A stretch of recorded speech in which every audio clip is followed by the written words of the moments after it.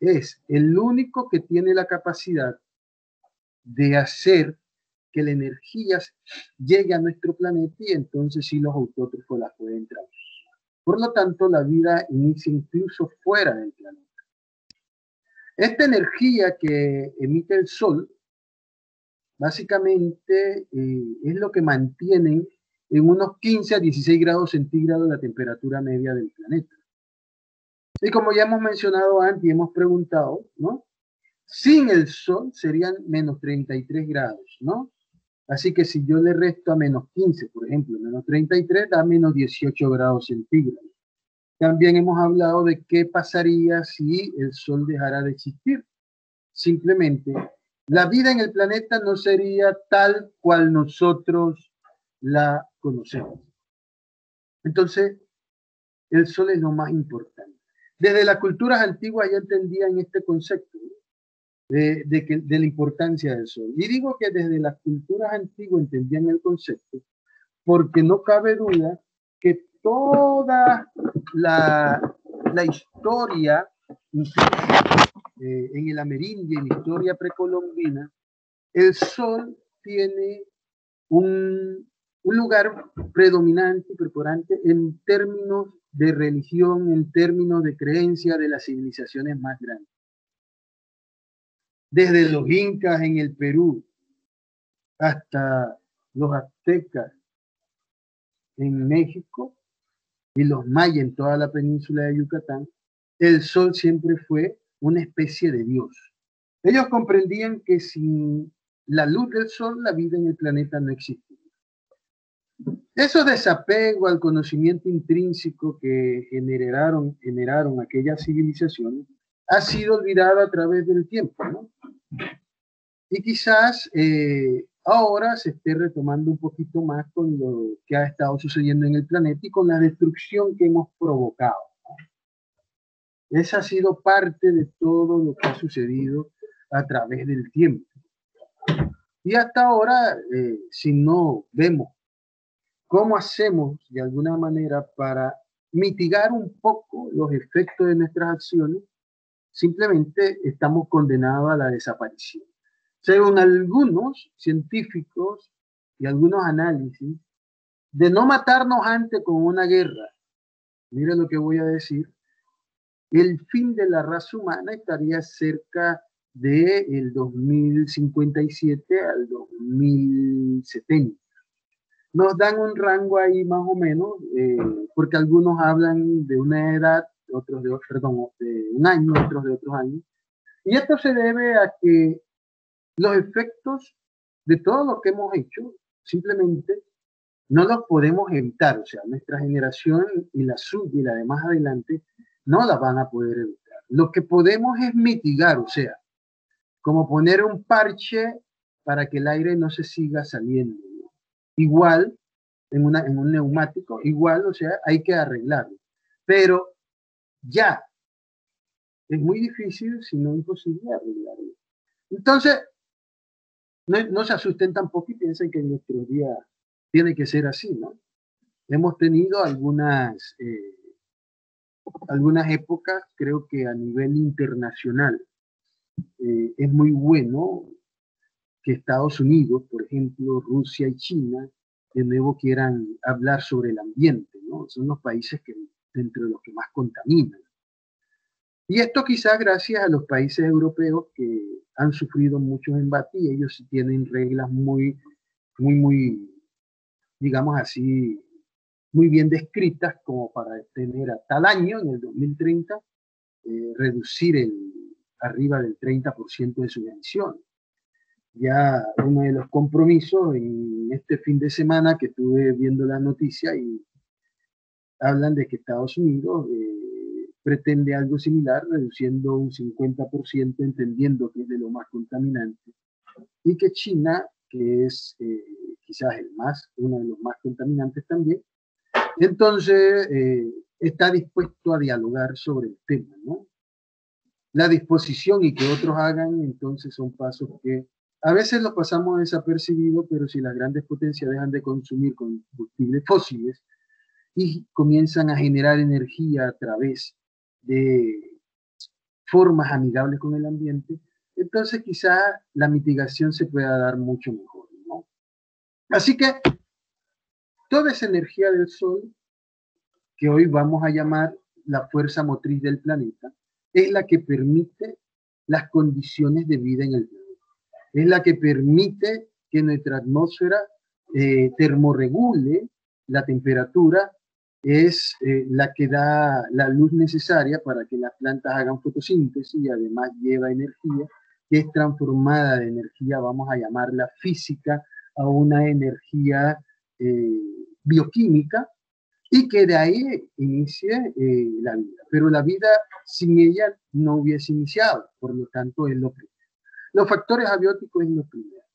Conjuntamente con todo, porque esto es una red entrelazada, entonces podríamos hablar del suelo como todos los factores edafológicos que puede tener el suelo, pH, capacidad de intercambio catiónico, minerales que posee, macro y micronutrientes, disponibilidad de los mismos.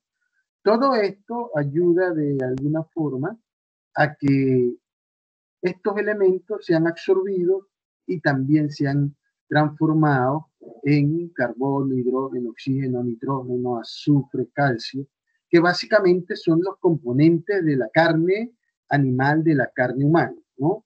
Carbono, hidrógeno, oxígeno, nitrógeno, calcio. Entonces tenemos componentes, básicamente los mismos componentes de todo lo que tenemos, todo lo que son los vegetales. El agua, sumamente importante. A veces ponemos al agua antes que todo, pero es por una concepción de lo que hemos estado aprendiendo durante años. Y nos olvidamos, por ejemplo, del suelo, ¿no? Yo empecé por el suelo casualmente para hacer esta explicación. Agua sin suelo, entonces limitaría la vida. Suelo y agua, porque incluso el fondo oceánico está formado por una capa, ¿verdad? Un cima, básicamente formada por sílice y magnesio que la sostiene. El concepto suelo entonces podría representarse también en el tema acuático. El tema es que el suelo es muy importante, es el que aporta los minerales que necesitamos. Y los minerales en conjunto que pueden estar tanto disueltos en el suelo y el agua. Esto nos deja a tener o a decir que hay ciertos principios del agua, ¿no? Estos principios tienen que ver con la presencia de agua líquida. Ya lo he mencionado, pero quizás algunos de ustedes no lo han escrito. Ahora voy a dar la oportunidad porque esto tiene que estar dentro de lo que es su portafolio. Y los principios con relación al agua líquida en el planeta tienen que ver con la biodiversidad, ¿no? La diversidad de vida, el conjunto de especies que hay en un lugar. Y el primero dice que a mayor cantidad de agua, estoy dictando para que los copien los que no lo han copiado, ¿no? ¿Se acuerdan que yo dije los menciono, después ya hablamos de nuevo de ellos, ¿no? A mayor cantidad de agua como en el trópico, a mayor cantidad de agua como en los trópicos, mayor es la biodiversidad. Mayor es la biodiversidad.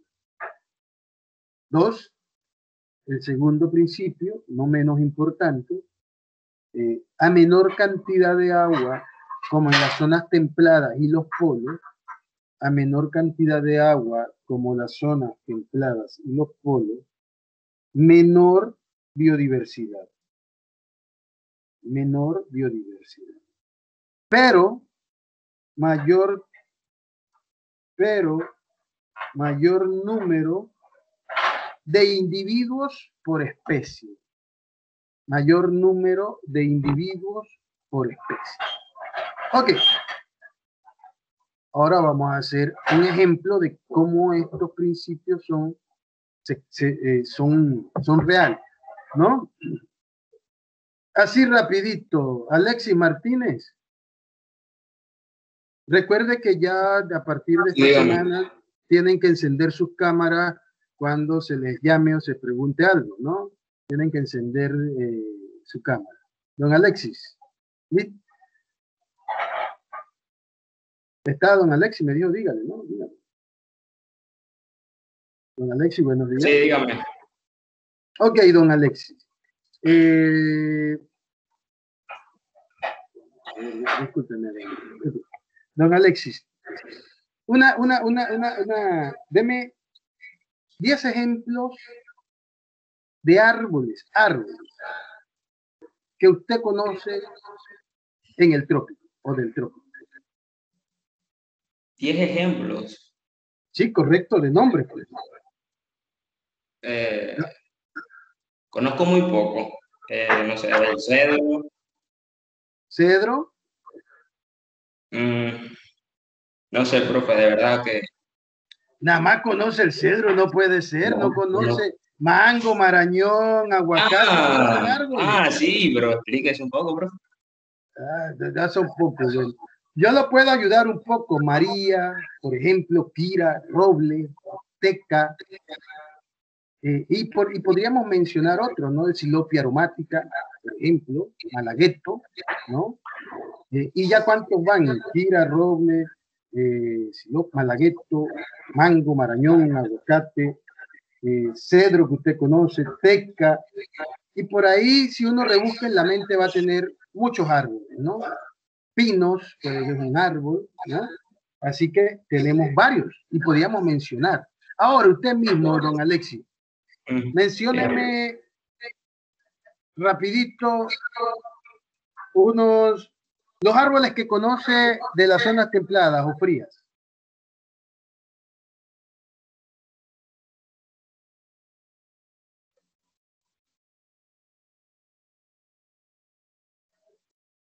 No recuerdo ahorita. No recuerdo. ¿No? Me imagino que eso fue lo que dijo por el movimiento de la boca, no, pero no. Ok, don Alexis, gracias. Vamos a preguntarle a Benigno Martínez. Pues, si quiere, puede dejarle encendida. Pues, no se preocupe. Don Benigno Martínez, ¿se encuentra? Claro, claro. Don Benigno, usted mencióneme 10 animales que conoce del trópico. 10 animales. Sí. Recuérdese la cámara, don Benigno. Profe, que no tengo suéter, por eso no lo he activado. ¿No tiene qué? Suéter, que como está haciendo calor. Doctor. Sí, mejor no, quédese así, solo con... Pero bueno, no importa, está en la clase y dígame 10 animales. 10 animales tropicales. Sí, del trópico, correcto. Terrestres, para no meter las aguas. Bueno, pues, ¿qué le puedo decir? Se me está descargando la computadora.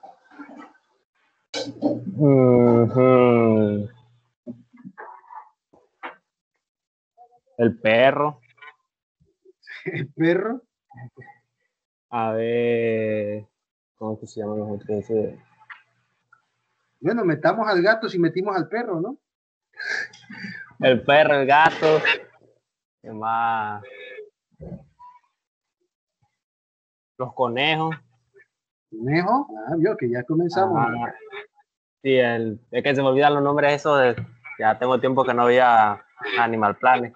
Ya se le olvida la jirafa, el búfalo, se le olvida el ñu, el león, el tigre, el ocelote, el tigrillo, el venado cola blanca, la gacela de Gant, la gacela de Thompson, los alces, el puma. Miren, ahí ya van como 20, ¿no? Ahora, don Benigno, animales de zonas templadas del frío. Del frío. A ver. Los tucanes son del frío, ¿sí? ¿No? No, no he visto un tucán en el frío. Lo he visto aquí en el trópico, sí, un animal muy bonito, lo he visto en los bosques. Y dije que si quitáramos las aves, por suerte prestamos atención, ¿verdad, don Benigno? No, sí, claro, pero lo dijo en el anterior, no en este. Usted sirve para... Usted se equivocó de profesión, debe ser abogado mejor, ¿no? Profe, los lobos. Ok, no, está bien. Listo, gracias, don Benigno. Diego Fuente, don Diego, ¿se encuentra?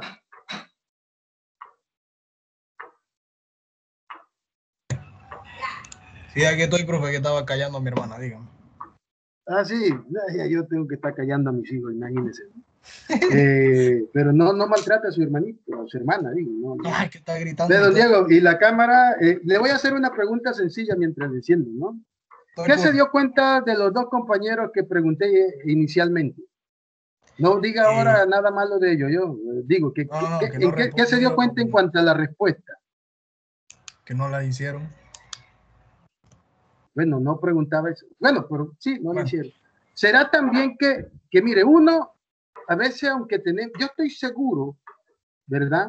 Yo estoy seguro que los compañeros se saben mucho más árboles, pero a veces damos por sentado. Lo primero es que yo hago un análisis un poquito más allá.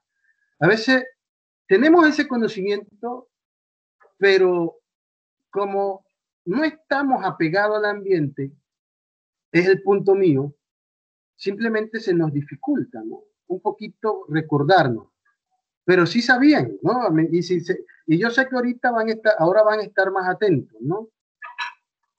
Esa por un lado. Por otro lado, que de alguna u otra forma las respuestas, por lo menos, eran más asertivas en el tema de los animales y árboles en el trópico. Esto porque vivimos aquí y otro porque hay más variedad. En la primera pregunta sobre los árboles de las tierras frías, entonces podíamos repetir el pino, que yo lo mencioné, a manera de que no lo mencionara, porque si yo lo menciono en los primeros, porque se adapta muy bien, no me lo iban a mencionar. Pero el pino, dirá, profe, usted juega con nuestra mente. No. Resulta que siempre es el primer árbol que se nos viene a la mente. Se nos olvida el maple, los secoyas, por ejemplo, ¿no? Que son árboles de lugares fríos. Ahora, en los animales, yo mencioné también el puma, porque quería quitarlo de la lista de lo que ustedes van a tener y del alce. Yo los mencioné porque nuestra mente nos traiciona a veces y cuando no mencionan que pertenecen a un lugar, no lo decimos. Lo hice a propósito, pero bien lo pudieron mencionar porque también existen, y de hecho el alce existe, más en lugares templados. Ahora, queda en evidencia los principios que mencionamos. En el trópico siempre va a haber mayor biodiversidad por la presencia de agua líquida. El agua líquida es sinónimo de biodiversidad. Y no es que hay menos agua en los polos, lo único que en los polos y zonas templadas está congelada, ¿no? Entonces, dicho esto, ese último precepto, don Diego, donde yo mencioné a menor cantidad de agua líquida, menor biodiversidad, pero mayor número de especies, de individuos por especie, usted me podría dar un ejemplo de lo que ve en los bosques, ¿cómo diría? En los bosques templados y que están más cercanos a los polos. Animales de los bosques templados. No, bosques, de los árboles que existen en los bosques. ¿Me podría dar un ejemplo de ese enunciado que dice, pero mayor número de individuos por especie? ¿Cómo podría yo comparar, por ejemplo, un bosque del Darién, ¿no? Con un bosque en Canadá? ¿Qué diferencia en términos de cantidad de individuos por las especies que hay, usted me podría indicar? Es bien sencillo, nada más analice, imagínese lo que ha visto en películas y me da un ejemplo concreto. Siento como que en Canadá habría más biodiversidad que en el Darién, no obstante, que en el Darién había más biodiversidad trópica, o sea, de tipo tropical, y que en Canadá habría como más de tipo ártico, porque siento que por allá es frío, digo yo. Sí, bueno, ahí sí, me es súper enredó frío. porque mayor cantidad en ambos lados, me enredó una hora que no sé cuál de los dos. Pero ok, Bueno, que para ir técnicamente no habría la analizando, misma biodiversidad en Darién que en Canadá. no, hay mucha más biodiversidad en Darién. ¿Sabe cuánto es una hectárea? ¿Cuánto mide una hectárea? 10.000 metros cuadrados. 10.000 metros cuadrados. Eso es igual a 100%, ¿correcto? Si yo saco un cuadrado de 100% y lo pongo agarro una vista de planta y dejo caer ese cuadrado ahí, cuento los árboles que hay en el Darién, voy a darme cuenta de que voy a tener posiblemente hasta 200 especies de árboles. Eso sí, voy a tener 1 a 10 individuos de cada uno, no mucho. Pero si yo agarro lo mismo en un bosque de coníferas en Canadá, por ejemplo, ¿qué voy a encontrar? Voy a encontrar posiblemente, ¿verdad? 200 individuos de una sola especie. Y por eso se llama bosque de coníferas, ¿no? Porque lo que hay es 1 o 2 especies. Igual que en la tundra, la taiga, que son sistemas ecológicos únicos. Uno se refiere a una cantidad de tipo de musgo y líquenes que se encuentran adheridos a las piedras, de los cuales los animales se alimentan, como los alces, ¿no? Y miren lo importante de conocer la diversidad o el tipo de alimentos. En los años 80, con las primeras señales fuertes de un cambio climático, donde aparece el fenómeno del Niño, resulta que en algunas zonas de Canadá, Alaska, Estados Unidos, la temperatura varió a razón de 1 a 2 grados centígrados. 1 a 2 grados centígrados pareciera muy poco, ¿no? Sin embargo, 1 a 2 grados centígrados provocó un deshielo y el paso de la nieve de estado sólido a líquido. O sea, había más agua, había menos agua en estado sólido, ya sea nieve o hielo. ¿Qué pasa? Muchas zonas quedaron desprovistas de la nieve y abajo de la nieve había musgo, había tundra, que es una especie de, hay musgo, hay líquenes, etc. Y comenzó a nacer pasto, o sea, más parecido a pastizales incipientes como los que tenemos nosotros. Sin embargo, después de ese periodo, se notó que al menos 100.000 alces, mire lo que estoy diciendo, habían muerto por hambre, ¿no? Ahora, Diego, no le voy a preguntar a usted, la historia es para mi amiga Fátima Delgado. Fátima, ¿se encuentra? Hola, Fátima. Uy, Fátima no está. Ok.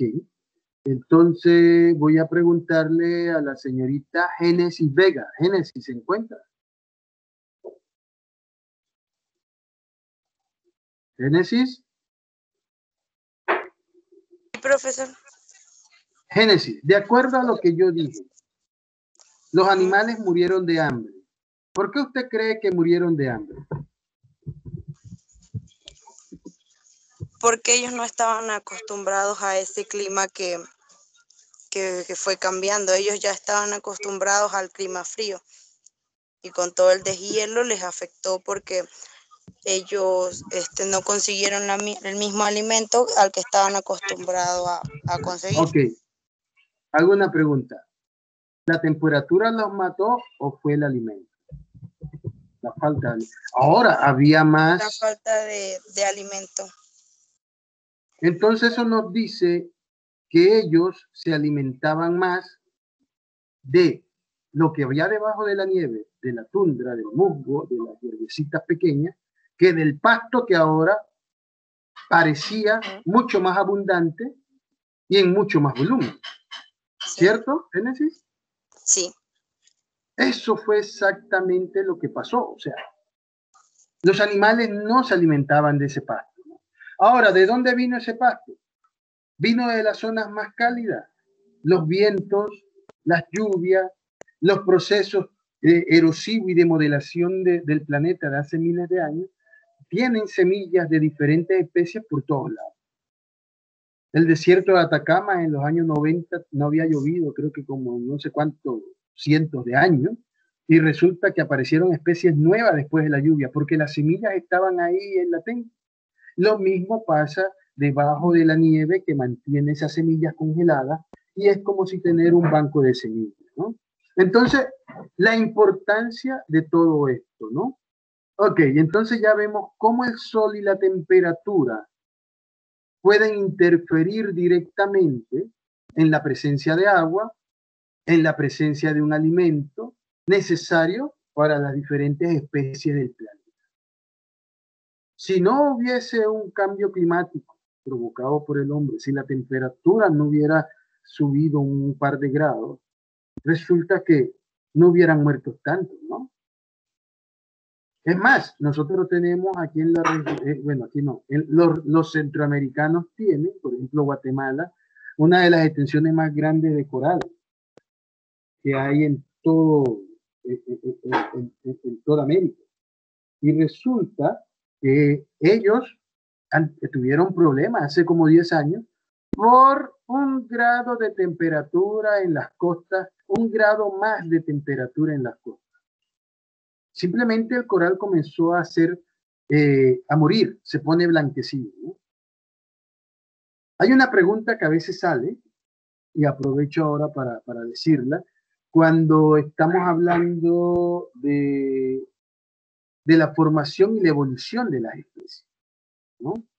De organismos, por ejemplo, cuando yo digo que forman células, que forman tejidos, tejidos que forman órganos, órganos que forman sistemas. Eso podría ser comparado con lo que ocurre en los corales. Un coral no ves un cuerno de alce, un coral cerebro, no es un solo individuo, son miles o millones de individuos que interactúan de acuerdo a qué? A características muy parecidas unos con otros. A características muy parecidas uno con otro. Esos son los corales. Entonces ya hay una evidencia de que la evolución es permitida. Ok, muy bien, seguimos. De nuevo comparto pantalla. Entonces, aquí nada más hemos hablado del sol, temperatura, suelo, agua, minerales. Eso es básico para nuestro planeta. Por eso ahora que estamos buscando, y si usted oye las noticias y ve que ya de hecho ya estamos viendo cómo podemos adaptarnos a Marte, una de las cosas que se ha estudiado mucho de Marte es el suelo. La Luna, el suelo. Si hay minerales, entonces los minerales se pueden combinar para hacer otras cosas, ¿no? De hecho, se dice que en la Luna existen, claro, no como existen en nuestro planeta, pero sí podemos obtener incluso agua en la Luna, en los minerales existentes, obviamente oxígeno e hidrógeno. Por lo tanto, deben haber óxidos de algunas cosas y deben haber hidróxido de otras, ¿no? Ahora, esto es lo primero, nivel trófico. Ahora pasamos a la vida. Los factores bióticos. Los factores bióticos inician con los únicos que realmente hacen algo en este planeta por sí solos, las plantas. Ellas son conocidas como productores o autótrofos, ¿no? Tienen una capacidad única para hacer un proceso que se llama fotosíntesis. Y aquí, de repente como que se cortó aquí. ¿Me están escuchando? Sí, profe. Sí, profe. Okay, gracias, gracias. Sí, es que de repente... Ok, entonces son los únicos que tienen la capacidad de transformar algunos elementos químicos en presencia de luz en algo utilizable. Y por ejemplo tenemos los dos termorreguladores del planeta, ¿no? Dos compuestos químicos que pueden absorber mucha energía. Y esta energía, de hecho, la pueden transmitir, ¿no?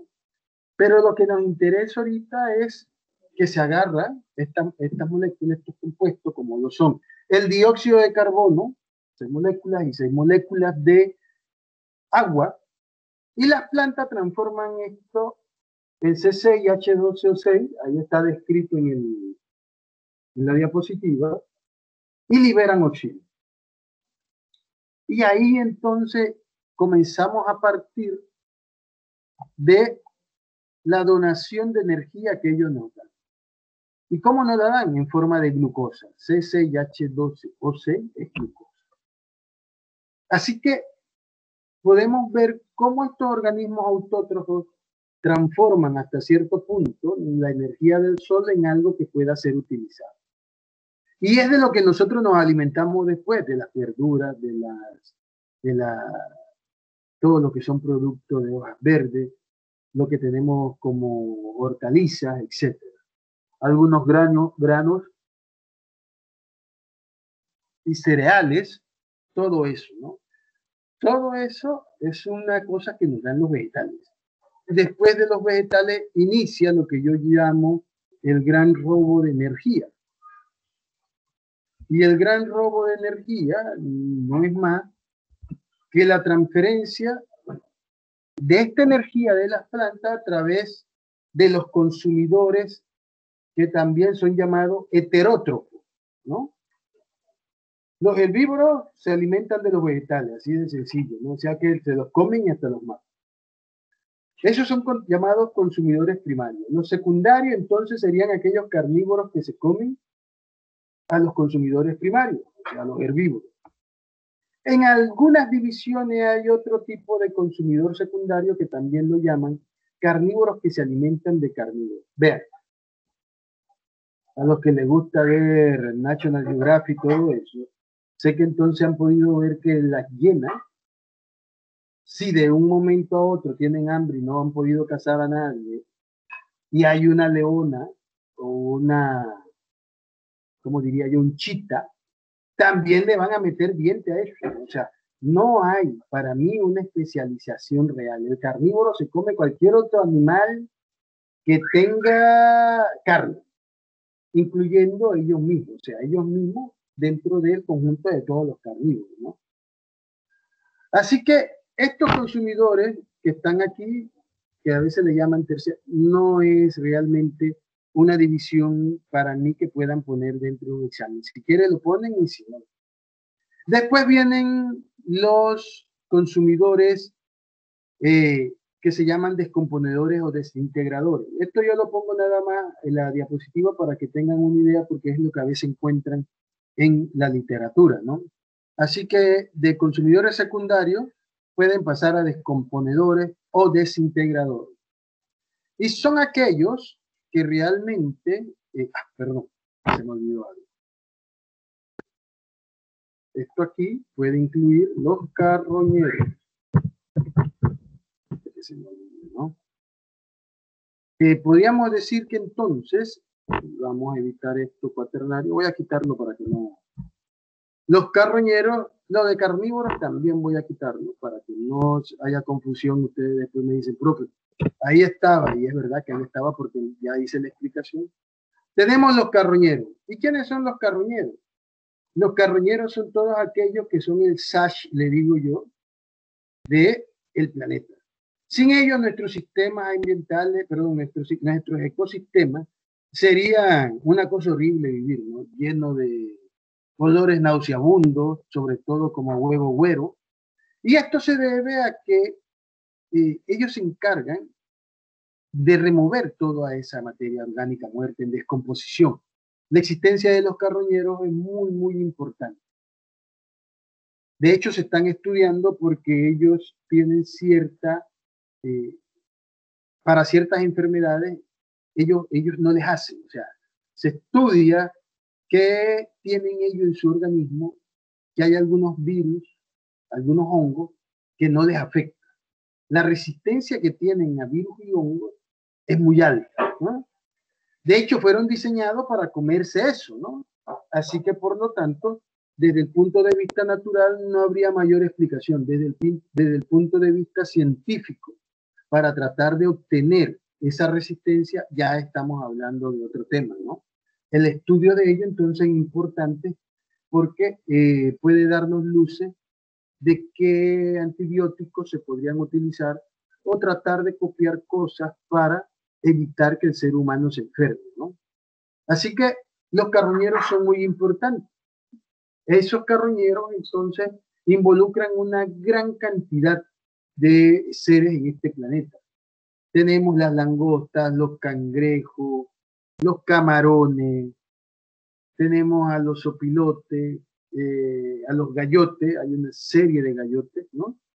desde lo más chico de aves que están con eso hasta el cóndor tiene cierta carroña, ¿no? Entonces, ellos se encargan de comerse eso. Y después de ello, vienen los descomponedores o desintegradores. Que esto abarca un conjunto de organismos muy pequeños, ¿verdad? Donde están hongos, bacterias y actinomicetos, que son como los gusanitos pequeños, ¿no? Las bacterias también reducen, y los hongos. Entonces venimos del consumidor primario que come hierba, que la come, no la hace más nada con ella, transforma esa hierba en energía. Los consumidores secundarios, que son carnívoros, como expliqué, para mí no hay una diferenciación de carnívoros, comen todo lo que tenga carne. Los consumidores terciarios, en este caso, para efecto de nuestro curso, los carroñeros, que se alimentan de la carne, pero ellos no se comen todo, no se comen todo el cuero, no se comen todo el pelaje, no se comen todos los huesos. De ahí entonces los descomponedores y desintegradores se alimentan de todos esos reductos que quedan después que los carroñeros comen. Así que estos son los que se encargan, estos últimos, de acelerar el proceso de descomposición a humus y que el humus se reintegre de nuevo al suelo para ser absorbido en forma de nutrientes por las plantas. Esto es lo que realmente pasa en nuestro sistema, ¿no? Okay. Aquí va a ser una pregunta. A ver. Déjame buscar a alguien acá. ¿Quién seguía acá? Helen Morel. Sí, profe. ¿Cómo está? Buenos días, señorita Helen. Buenos días, profe. Y buenos días. Ok, va a buscar a... Okay. Está bien. Disculpe, acá tengo a mi hermana que vino de visita. Ok. Ahora se me olvidó la pregunta. No se me ha olvidado, sé dónde estoy. ¿No? Era sobre los carroñeros, ¿no? Una pregunta, es más para conversar que para... ¿Usted cómo cree, no? ¿Usted cree que el ser humano, por ejemplo, nosotros, nos alimentamos de estos últimos, de los desintegradores? Obviamente, de los carroñeros nos alimentamos, ¿no? ¿Usted se ha alimentado de algún carroñero, señorita Helen?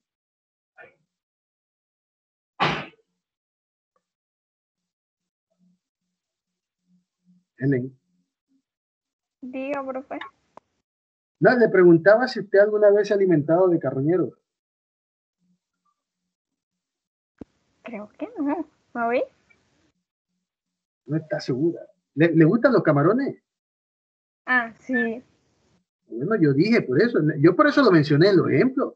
Es un carroñero. No, entonces podemos suponer que si el camarón es bueno, los gallotes esos, los pavos negros del crematorio deben ser buenos también. No cree. No. Alguien ha tenido experiencia, oye. Julián. Don Julián ha tenido experiencia. Sí, que dice que la carne está dura. A mí me han dicho, como yo soy de campo.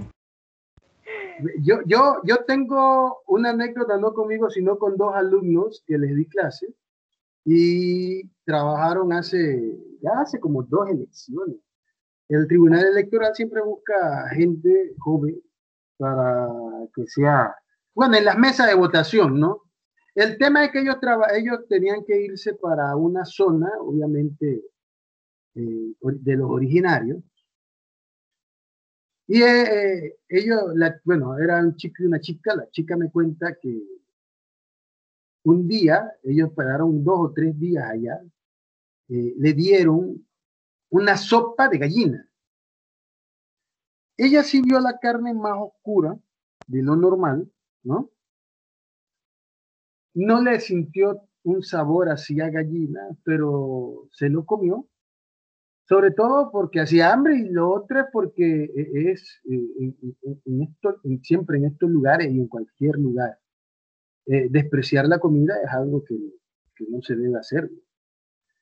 El tema es que me cuentan, ¿no? Ella que el compañero había sido muy malo con ella. Y él, ¿por qué ha sido muy malo? ¿No? Si él no hizo la comida, él no fue el que... Parece que él fue a orinar y el baño en las escuelas, el que ha ido a las zonas rurales, está la escuela y el baño está a un lado o atrás. Y siempre cerca del baño abren un hueco, un hoyo donde van tirando la basura. Así que él cuando iba camino al baño, él le llamó la atención la forma metida en el hueco y pasó cerca de ahí unas plumas negras y la cabeza que vio, ¿no?